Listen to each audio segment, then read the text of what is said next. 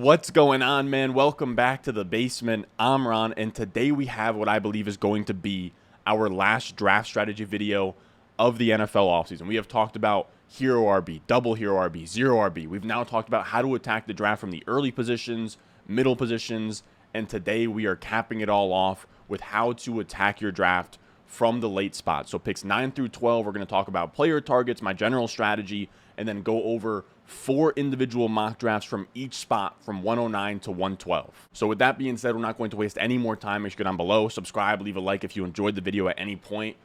Let's go.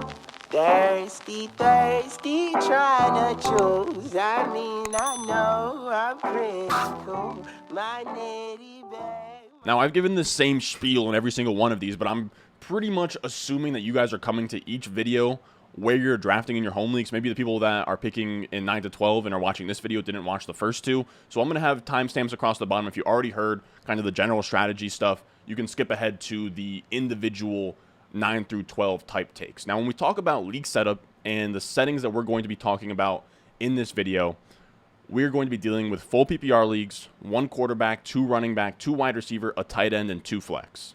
Now, I would make the case that the amount of wide receivers you can start at once is actually more important to me than full PPR or half PPR.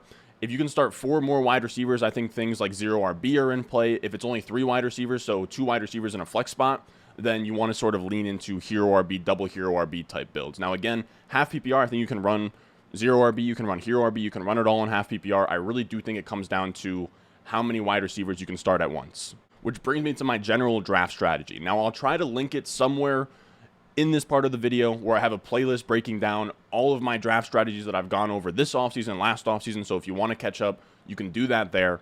But in general, I like to follow either hero RB, double hero RB, or 0 RB in my drafts. Now, I want to give a little bit of a disclaimer. What I don't think that people should go out there and do, or I get a lot of comments saying, hey man, your 0 RB video was amazing. I'm going to try it in my home league this year. Fellas, we want to have a expansive toolbox where we can audible to hero RB, double hero RB, 0 RB. You don't want to go into your draft room and force a draft strategy. The whole idea is to be familiar with all these different draft strategies so you're not just shoehorning the same strategy in every draft, and you can remain flexible, take the best players through the first, 2, 3, 4 rounds, and then from there kind of audible into one of these draft strategies so you have a sound structural roster where you're scooping up as much value as you can early on. Now, each of these draft strategies have a lot of overlap where we're avoiding the running back dead zone from rounds 3 through 6 while stocking up enough wide receivers to dominate the flex. And when we say dominate the flex, it means not just drafting wide receivers through your flex, but then even drafting wide receivers on your bench so that you always have an answer at wide receiver and flex. So my rule of thumb is to come out of the first 10 rounds with enough wide receivers to fill your flex, 1 for injuries and 1 for buy. So in 2 wide receiver, 2 flex leagues, that is 2 wide receivers, 2 flex plus 2. That's 6 through 10 rounds. If it's just 2 wide receiver, 1 flex league, that's 3 plus 2 is 5 through 10 rounds. If you have a crazy league that's like 3 wide receivers, 2 flexes, that's 5 plus 2. You want 7 through 10 rounds, and so on and so forth. So now let's zoom in on the turn, right? This video is picks 9 through 12, so we're at that 1-2 turn, and this is how we're going to sort of break things down, where you have a visual of the draft board. And this is from last week's ADP on NFFC's online championship high stakes league. So there's real money on the line. You guys have seen me do a couple of live streams on this website. I think that the setup on the NFC is very similar to a sharper home league. So it's not going to be filled with tacos, but if you're in a sharper home league with people who know what they're doing, or you're in sort of a random league on Sleeper, I think this is going to mimic that environment very well. Now, obviously, I'm not an artist by trade, but I sort of tried to draw up on this to sort of give you guys what I'm thinking here. And I see the first round as 3 tiers this year. You have the top 5 elite guys in whatever order you want between McCaffrey, JT, Jefferson, Kupp, Chase. And I have them circled in purple because you're praying one of them falls to that 9 to 12 pick. Now, I think in running back hungry leagues, you're actually going to see a Cooper Kupp at 109, 108. I think the most likely, though, is Jamar Chase. I think Jamar Chase in a lot of your home leagues might be there 9, 10, 11. Please, even in half PPR, no matter the settings, jump on a Jamar Chase at 109, 110, 111. In these high-stakes leagues, remember, there are some boomers in these high-stakes leagues. This is a 3 wide receiver, 1 flex setup in full PPR, so it's a little bit wide receiver, dependent, but I really don't see a huge difference between like 2 wide receiver, 2 flex half PPR and like 3 wide receiver, 1 flex full PPR. Chase isn't making out of the top 5 in any of these high-stakes formats where it's not best ball. The wide receivers aren't pushed up because of that. You still have a lot of guys who, the people who can throw around the big money are usually older. So even in this format, you're still seeing Ja'Marr Chase go top 5. He's somebody that you have to lock in if he makes it to this 1-2 turn area. Now, that's wishful thinking. In most sharp leagues, that won't happen.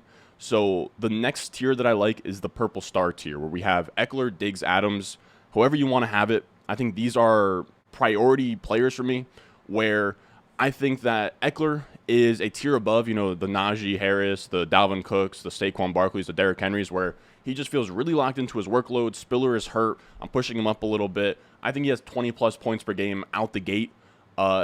And I think he might even have a ceiling for more. Like if Keenan Allen goes down or gets hurt and, Eckler has to pick up even more of a receiving workload, people sort of forget that Eckler's receiving workload hasn't been as crazy as it was like back in 2019 on, a per snap basis. Like before Melvin Gordon came back from holding out or whatever he was doing, Eckler's receiving workload in 2019 has never been the same. Now, you can credit some of that to Phillip Rivers, but there's a scenario out there where Eckler improves on things, even sees more volume because he has been so efficient on low volume. So there's some outs for him having a monster year.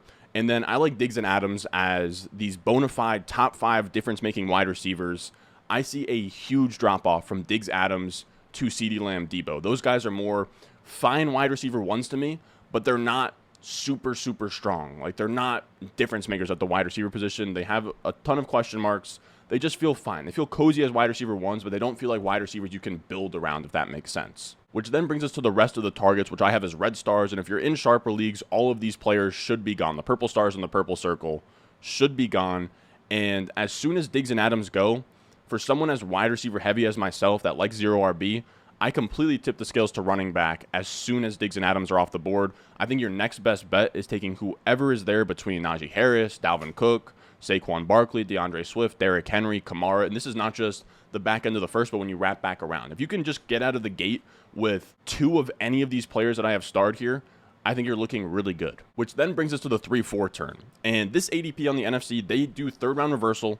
So just imagine that the 3-4 turn is on the other side. It doesn't really change a ton outside of just, picks 9 through 12 are on the other side. But just imagine that either picks 9 through 12 are on the left-hand side or that there was no third round reversal and the 3-4 turn was just on the other side of the screen. It's not a huge deal. Now, the 3-4 turn is a tough spot to be. I have Pitts, ETN, Keenan Allen, DJ Moore, Mike Williams, Jalen Waddle, all starred in red. Pitts is a fun upside swing. He's also great for structure where on hero RB and 0 RB teams, we really want to lock in an elite tight end. ETN also profiles to me as a back with super high upside, kind of like a Swift last year. And after those two, I'm flipping the switch to wide receiver.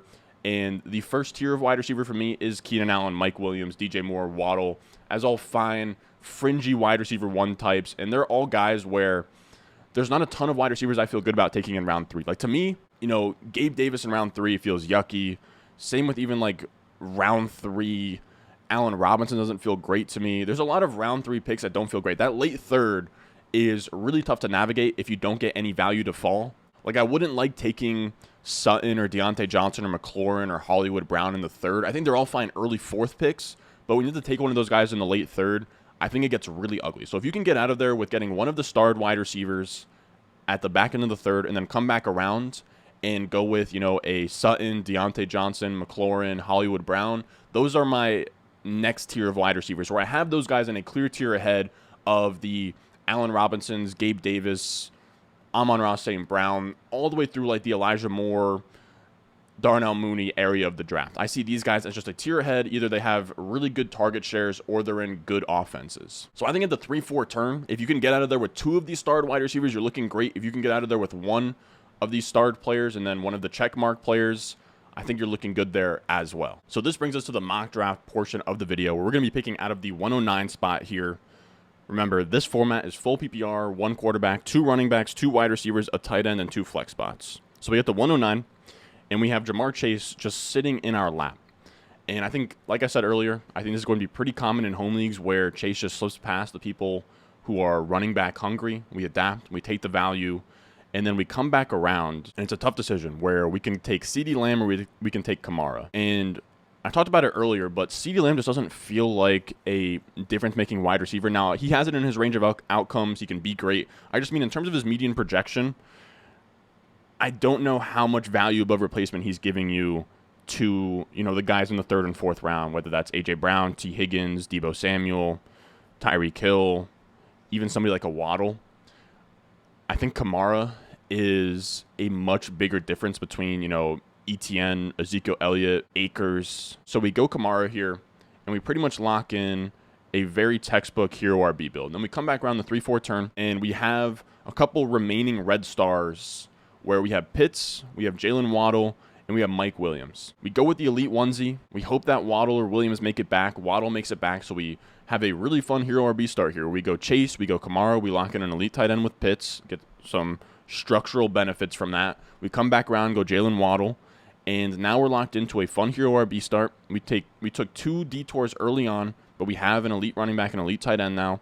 And at 5-6, you can choose your favorite between Gabe Davis, Amon-Ra St. Brown, Judy, whatever. We go Amon-Ra St. Brown just for the sake of being a little bit different than what we've done in these past couple videos. And then we lock in an elite quarterback with Kyler Murray. So this is the ideal setup in Hero RB, where we have an elite running back, elite quarterback, elite tight end. We want to have as strong as possible across the lineup, everything besides that RB2 spot. We want to have strengths at everything besides RB2.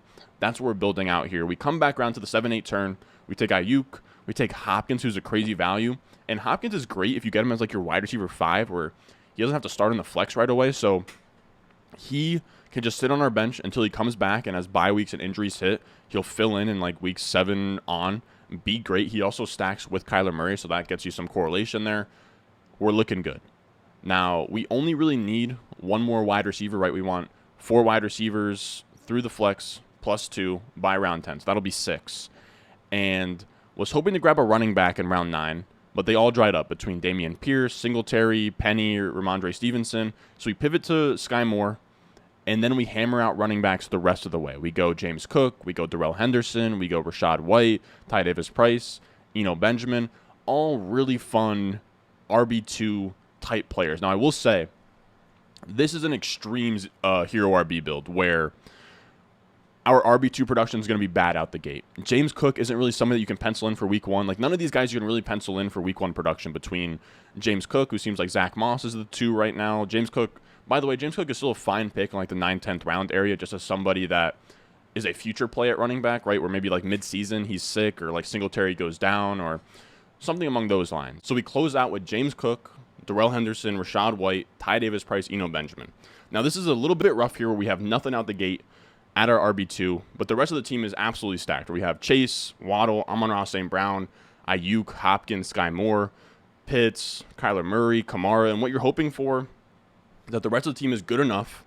Kamara puts up enough points, and what people don't understand is people's RB2s are going to bust on a weekly basis, and sometimes that happens. Like, you know what I mean? Where you just have a team, and whether your RB2 is, let's say you're somebody who loves dead zone running backs, like David Montgomery or Ezekiel Elliott, and one of those guys, maybe they only put up like 4 points in a week. You can still win. I'm not saying that it's optimal, but I think out the gate, if you're taking, you're not taking a straight 0, but you're taking less than ideal RB2 production, it hurts your team a little bit. But I think early on you can withstand that and just work the waivers, hope for one of these guys to pop off, and be fine by like week 4, 5, 6. I think that people are going to be a little bit squeamish with going this extreme here. So if it's not for you, it's not for you. I would give it like a B+, A-. I tried my best. Running back dried up in that round 9 area. But I think that this is a fine hero RB team. And if you're swinging for absolute upside, I like this build. Now, our next one is out of the 10 spot. And I think this is another scenario you'll be faced with here, where the first 9 picks go chalk, right? The big 3 go between Kupp, Jefferson, Chase. You have Derrick Henry off the board, Dalvin Cook, Najee Harris. And you're staring down Stephon Diggs, Devontae Adams, Saquon Barkley, DeAndre Swift. Adams and Diggs, again, I have them in a tier ahead of those guys. Pick your favorite between the 2. We go Adams here, and then we get lucky enough to go Stephon Diggs on the way back. And I think this is also going to be something that happens in home leagues where people don't like their wide receivers, they're running back hungry. And if you can start your draft with 2 of Jamar Chase, Devontae Adams, Stephon Diggs, and I'll even maybe throw Travis Kelce in there, I think you're off to a really strong start at the turn. Then we come back around, 3-4 turn. Travis Etienne, or T. Higgins, is an absolute gem at the 310. I have it as like my 211 or something. Now, it's a tough decision at the 403, where we have Mike Williams and Travis Etienne. Williams probably makes sense for the 0 RB type build we're heading for. But I do have ETN ranked ahead, and I wanted to show what it looks like if I go modified 0 RB, where it's still a 0 RB-ish team, but we take a running back before round 5, which the true definition is 4 wide receivers, an elite tight end through 5, running backs from round 6 on. So here, we don't follow the rules of 0 RB, or we sort of bend the rules of 0 RB. And I want to show you guys, don't pass on running back talent for the sake of satisfying the definition of 0 RB. Take best player available. The whole reason we do this is so we can stay flexible early on and then adapt later. So we're still going to take our detour for ETN and just make sure this build is structurally sound by the end of things. And at the 5-6 turn, we have Waller, where in a vacuum, I probably prefer Amon-Ra St. Brown, Bateman, even like a Juju over Waller. But in a 0 RB build, elite tight end is absolutely crucial. So we have to take Waller. We could have gone Juju, Judy or something, but we go Waller. We come back around. We go Lamar Jackson, who never falls to the 6th round. And on top of that, again, 0 RB. We want to be strong everywhere but running back. So we have elite tight end. We have elite quarterback. We now have 3 wide receivers that are sweet. We have ETN. And then we get to the 7-8 turn. And I'll be honest, it's a little bit ballsy to only take 3 wide receivers through 6 rounds in a 0 RB build. So now you have to make up for that. So we go Ayuk and Tony at this turn. We come back around, and I wanted to hammer out more wide receivers, but there's not really any value. And we saw a Rashad Penny fall to us here. So we go Rashad Penny, and then we round out our receiving core with Sky Moore. So now our wide receivers are set. We have 6 through round 10. This is a structurally sound team where we took 4 detours through the first 10 rounds, and we end up with a nice modified 0 RB build. Now, after you get that last wide receiver, time to hammer out the running backs. We go Darrell Henderson, Alexander Madison, Ty Davis-Price, Jerick McKinnon. And this team is solid. We're week 1. I'm not even, I don't feel pressed about running back. I think Rashad Penny, Travis Etienne out the gate are both guys you can project as, Etienne you can project as like a top 15 to 20 guy. Rashad Penny, a fringe RB2. We're not losing a ton of running back firepower for what we built here. And then we have Lamar, we have Devontae Adams and Stephon Diggs, Darren Waller, where we have an elite tight end. We have T. Higgins, Brandon Ayuk, Kadarius Toney, and Sky Moore mixing in. And then we have running back 2s, Darrell Henderson, Alexander Madison, Ty Davis-Price, Jerick McKinnon. So this is a really, really solid team. If you want to do 0 RB, but it's a little bit too extreme for you, I think this is a great way to do it. Zig when others are zagging, start your draft with Adams and Diggs. I would give this build for a 0 RB modified 0 RB team a solid A+. Which then brings us to our next mock out of the 111. And the first round here goes pretty chalk. You have the big 3 wide receivers gone. You have Devontae gone. And Diggs is the last wide receiver in that tier for me as one of those purple starred players in the first round. So we go Diggs. I have 2 picks until my next pick. I'm fine with any of Saquon, Swift, Kamara here. Got lucky enough to have Saquon make it back to us. I will say, if you're in a more running back hungry league, I don't hate the idea of securing Saquon and seeing if you can get Diggs to come back, right? If you do think that Kamara is in a tier behind Saquon and Swift, you can kind of sort of play it. Definitely be aware of being at the turn and what this guy at 12 is doing, so you can kind of prepare your draft in a way where you can get players to fall at value past him, where maybe you think he goes Barkley, then you go Barkley. You don't think he'll go Diggs, and Diggs makes it back to you. Whatever you want to do there. Now, we get here at the 3-4 turn, and we have a couple different options here. I like Pitts, but the turn guy has Kelsey already, so technically we can wait to grab Pitts at our next pick. So we're staring down Waddle, DJ Moore, and ETN. I have them all in the same tier, but I do have ETN ahead.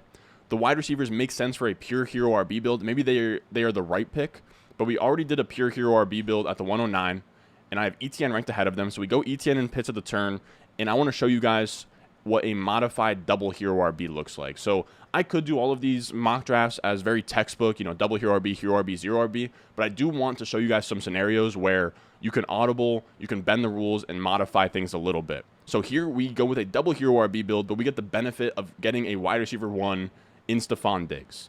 Now, usually these builds don't have elite tight ends, so it's a little bit weird with Pitts. We have a lot of wide receiver firepower, a lot of wide receiver ground we have to make up here. So we come to the 5-6 turn. It's time to go wide receiver. Whoever you want here, I go Judy and Bateman. 7-8 come around. Same thing with London. I will say wide receiver sort of dries up where I was hoping for Tony to make it back to me. Guy at the turn slamps me. I'm not trying to take a Christian Kirk or a Treylon Burks here. So we end up going Trey Lance, it's a little bit early for early 8th round, but either way, Burrow ends up going, Brady ends up going. We probably don't get Lance to come back to us. So now we're good at quarterback and tight end. We have our double hero RBs. It's time to hammer out wide receivers, right? We want to have 6 wide receivers through 10 rounds. The issue is that we go Sky Moore, and then the wide receiver talent is pretty much done at that point. And Singletary falling to the early 10th is a value. I can't pass up on that. So again, this is another team of showing you guys what happens when I can't hit 6 wide receivers through 10 rounds. So we adapt on the fly, and I think I make up for it by going Pickens in round 11 and Julio in round 13. And then we get some more running back depth where, again, if you guys go double hero RB, you don't have to draft a bunch of those late round running back archetypes. You can sort of get away with just like 4 or 5 running backs total. But it being modified hero or modified double hero RB, we go Singletary, we go Rachaad White, we go Jeff Wilson. Jeff Wilson gives us some, San Francisco correlation. Things look good. All in all, I'll say this is a fun double hero RB team where you still have running back firepower. We get to have Stephon Diggs as your wide receiver 1. Your really only trade-off is wide receiver 2 through the flex could be stronger. Or maybe the flex is fine. I think wide receiver 2 could be stronger than Judy. But I think that this team looks good, where we have Lance, Pitts, Saquon, ETN, Diggs, Judy, Bateman, Drake London with Sky Moore, Singletary, Pickens coming off the bench. And you have, Jeff Wilson and Rachaad White you can kind of churn out for waiver wire running backs. But yeah, all in all, it's a fun double hero RB team, modified double hero RB team. I would give it like an A to A minus. So for this last one, I wanted to switch it up a little bit. We end up going with a half PPR, 2 wide receiver, 1 flex spot league. So now instead of needing 6 wide receivers through round 10, we only need 5 wide receivers through round 10. And the reason I wanted to show this format is because only 3 wide receivers per week, or starting 3 wide receivers per week in the setup, means 0 RB isn't an option, which is a little bit of a predicament because if you get to the 12 spot like we did here, you're staring down Stephon Diggs and Devontae Adams. I think in this format, as much as it pains me to do missing out on Devontae Adams, Stephon Diggs, I think you have to slant towards running back in the first 2 rounds. So we go Devontae Adams, we go DeAndre Swift here. Then at the 3-4 turn, we go best player available. I like Waddle and DJ Moore as guys who I have starred as round 3 talents at wide receiver. And then at the 5-6 turn, we mix in Mahomes here. We missed out on an elite tight end and a hero RB build. And when you have smaller starting lineups, right, so 2 flex or 1 flex, 2 wide receivers, it makes your onesies more valuable. So getting an elite tight end or an elite quarterback is massive in this setup. Then we stack him with Juju at the 601. So then at the 7-8 turn, we catch a falling Michael Thomas. And at this point, we can essentially stop drafting wide receivers where we have 5 wide receivers through 10 rounds. We're good to go. We grab our RB2 and Clyde Edwards-Helaire, add to that Chiefs stack where now we have CEH, we have Mahomes, we have Juju. We're looking good to go. We're getting a lot of those Chiefs touchdowns. And then the 9-10 turn comes where we go TJ Hawkinson to get a nice serviceable tight end. I think Hawkinson is great in between the elite tier and the streamers where you can take Hawkinson and not take another tight end. And then we come back around to the 10-01 after taking Hawkinson. And Singletary in the 10th round is fine value here, especially when we're just sort of building up running back 2 archetypes here. Then we come around to the 10-11 turn, we go Herbert, we go Boyd, and then we finish it off with Dearness Johnson. Now, we didn't need to go Boyd. We had enough wide receiver firepower for sure, but we were just in a spot where 12th round Tyler Boyd made too much sense not to pass on. And Khalil Herbert, Dearness Johnson are nice depth pieces at running back that we can just turn out on the waivers to sort of get a RB2 next to DeAndre Swift, though I think that Clyde Edwards-Helaire will be fun out the gate. Now, this is a team that I feel very good about, right? We have Mahomes, we have Swift, Clyde, Devontae Adams, DJ Moore, Hawkinson, Waddle, Juju, Michael Thomas, Tyler Boyd, filtering in wide receiver through flex. And then our RB2s are Clyde Edwards-Helaire, Singletary, Herbert, Dearness Johnson. This isn't an amazing team, but I think it's a solid hero RB team for this format. I would give it like a B+ to A-. Now, that is going to officially do it for us today, fellas. This is the end of our draft strategy series where we went through all of the draft strategies, all the spots in the drafts. Now we're going to be focusing in on these last-minute player takes to get you ready for your drafts here this week. And then after that, we're preparing for week 1. So things are really ramping up here. As always, if you have a draft coming up either this weekend or next weekend or later this week, or I know Labor Day weekend's a big weekend, make sure you check out patreon.com/Ron Stewart. It'll be in the description. It'll be in the comments down below, pinned at the top. I have it set up there so that you are drafting structurally sound teams where I have running backs pushed up into round 1 and round 2. Then when the running back dead zone comes around, I have wide receivers pushed up there all the way through like round 5. And then when things sort of switch and the Russell Gages and the Kobe Myers and the Al Lazards of the world start getting picked in like the round 9-10 area, 8 area even, that's when I push up Pollard, CEH, Ramondre Stevenson, Chase Edmonds, all of these running back archetypes in the green zone we want to be targeting. So if you want to come out here, crush your drafts, make sure that you're drafting not only the players that I like, but to make sure you're following one of these structures, I almost believe that you could blindly follow my rankings right off as you go and end up with a structurally sound team where you have enough wide receivers through the flex +2 through round 10 using the rankings. So if you want to go out there, crush your league, make sure you check out patreon.com/Ron Stewart.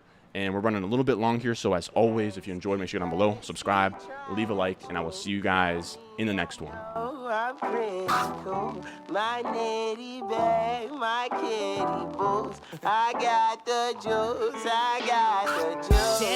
Chathams on. Foolies glad I'm home. Even my haters kinda glad I'm on.